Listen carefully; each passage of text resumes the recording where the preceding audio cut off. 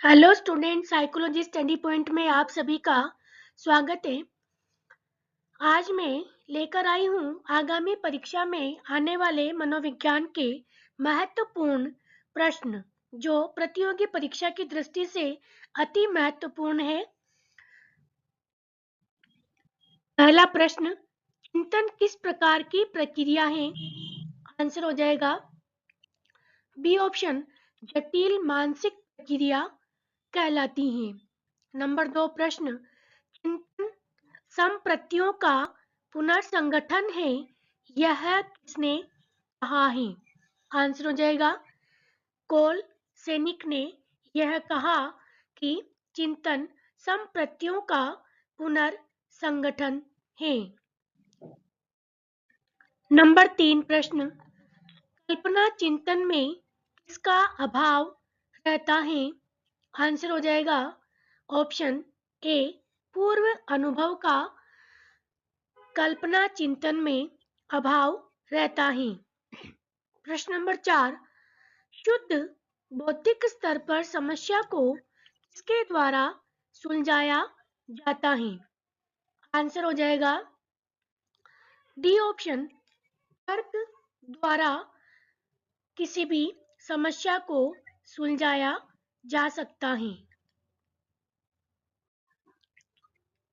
Number 5 प्रश्न, निगमनात्मक तर्क में क्या विशेषता है? आंसर हो जाएगा सामान्य से विशेष निगमनात्मक तर्क की विशेषता है। प्रश्न नंबर 6, अवधान में कौन सी 3 बातों का समावेश होता है? आंसर हो जाएगा सी ऑप्शन, पर्यावरण की वस्तुओं का चयन और अभिप्रेरणा तीनों बातों का अवधान में होना निश्चित माना जाता है। नंबर 7, ज्ञान क्रिया पर प्रभाव डालने वाली चेष्टा या इच्छा को अवधान कहते हैं, यह किसने कहा है? आंसर हो जाएगा डी ऑप्शन, मैकडूगल ने कहा ज्ञान क्रिया पर प्रभाव डालने वाली चेष्टा या इच्छा को अवधान कहते हैं। नंबर 8, अवधान में गति समायोजन किस प्रकार हो जाता है? आंसर हो जाएगा बी ऑप्शन, अपने आप हो जाता है। नंबर 9, रुचि ध्यान पर क्या प्रभाव डालती है? आंसर हो जाएगा डी ऑप्शन, ध्यान को जगाती और स्थिर रखती है। रुचि ध्यान को जगाती हैं और स्थिर रखती हैं। नंबर 10 प्रश्न, जन्मजात रुचियां से संबंधित हैं? आंसर हो जाएगा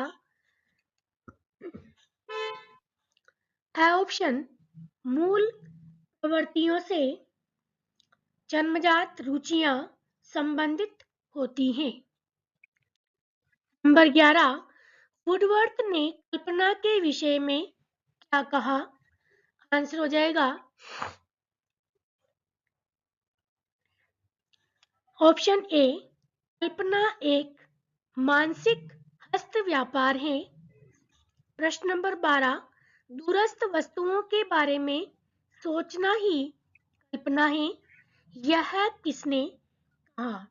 आंसर हो जाएगा ए ऑप्शन, वुडवर्थ ने कहा था दूरस्थ वस्तुओं के बारे में सोचना ही कल्पना है, अर्थात दूर रखी हुई वस्तुओं के बारे में वैचारिक मंथन करना इस प्रकार होगी, ऐसी होगी, इस प्रकार की कल्पना रखना दूरस्थ कल्पना कहलाता है। नंबर 13, पुनरुत्पादनात्मक कल्पना में किसका मुख्य महत्व माना जाता है? आंसर हो जाएगा सी, स्मृति का। नंबर 14, ड्रेवर के अनुसार सृजनात्मक कल्पना किस प्रकार की है? आंसर हो जाएगा सी, उच्च स्तर की सृजनात्मक कल्पना को उच्च स्तर की कल्पना माना जाता है।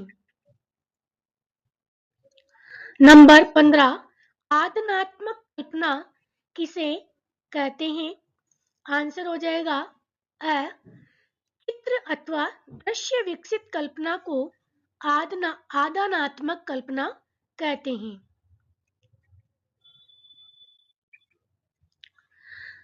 16, ज्ञानेंद्रियों द्वारा स्पर्श, स्वाद, ध्वनि, दृष्टि तथा गंध का अनुभव करके जो प्रभाव हम प्राप्त करते हैं वह कहलाता है, ऑप्शन ए, संवेदन कहलाता है।